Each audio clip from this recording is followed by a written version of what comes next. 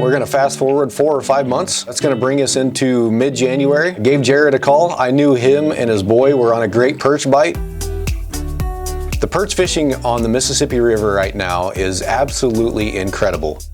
Jared even said the same thing himself. He's never seen perch fishing on the river be so good. We were gonna head to one of his honey holes, or one of the best spots that he said he knows of on the river, to the spot that I now refer to as Jumbo City. Jordan took us on a really cool airboat ride. If you've never been on an airboat in the wintertime, on going from open water to frozen water back to open water, it's a pretty hair-raising experience, I'll say that much. Today is the day that I finally get to check one of my major ice fishing bucket list items off the list, and that is airboat adventure on the Mississippi River for perch.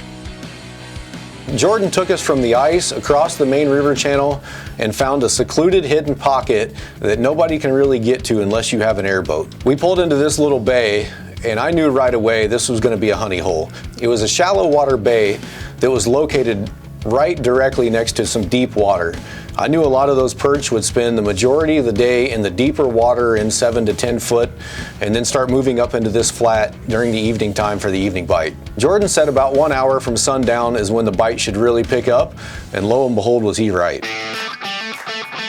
My name is Jordan Flickier. I'm a 4th generation captain on the Mississippi River here. I run airboats for a living. I guide ice fishing, open water. Right now we're out here fishing for jumbo perch. It's a little cold today. We're doing what we can. We're fishing about 1.5 foot of water. These perch are roaming these basins about a foot. What happens is these perch use these weed lines and everything for travel corridors underwater. So we're just setting tip downs out for them and trying to cut them off and trying to do what we can to catch them. One presentation that Jordan was using is actually one of my favorite methods of fishing. They're called tip downs. Tip downs are a really unique way to catch fish. You set the pole on a balance point and you're using a live bait presentation. So the minnow is down under the ice and you've got that pole balanced where you can actually watch the minnow swim underneath. And when the fish comes by, whether it's a crappie or perch, they're gonna eat the minnow. The tip down falls down to the ice. You walk over and grab a hold of the rod, slowly lift up, you feel pressure and set the hook on the fish. So we set up several tip downs to kind of spread out across the ice. And then we had plenty of holes already drilled. We were gonna start hole hopping and jigging. I've gotten to fish for basically everything in fresh water, lake trout, muskies, you name it. And every time ice season rolls around, it's a constant reminder of how much I've loved perch fishing. It's literally like, for whatever reason, probably my favorite type of fishing is ice fishing for perch. So they're simple to catch, they're easy to catch.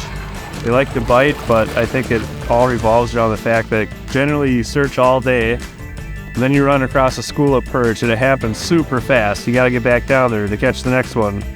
And you can catch 10, 20 in a row, but at any second, your next drop, they could all be gone for the rest of the day. So I know that's what drives me, why I love perch fishing so much, and all my friends do.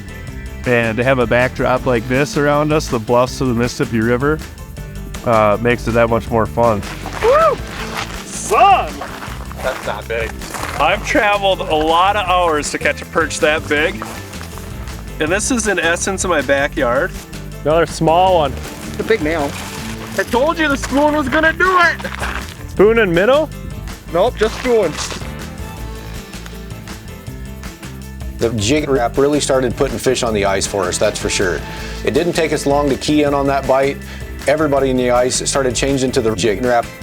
It literally, as soon as you drop it down, jig it off the bottom twice, wait for the fish, and he would be there. I walked up to one particular hole, just dropped the jig wrap down and started talking to John, and lo and behold, I set the hook on the biggest perch that I've ever put through the ice.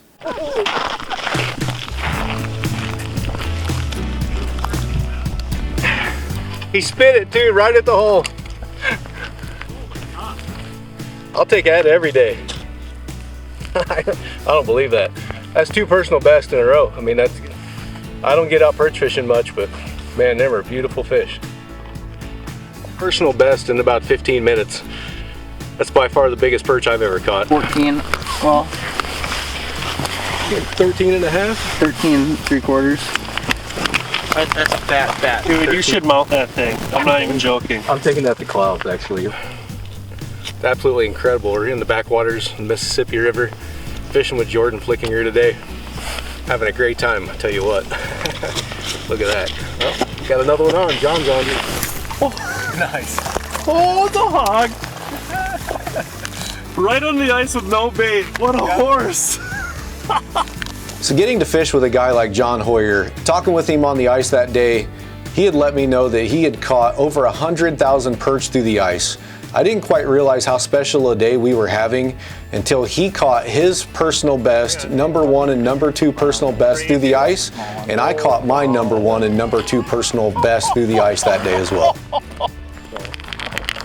Yeah. Where is the jig wrap? What jig wrap? Dude, that's like my biggest perch ever.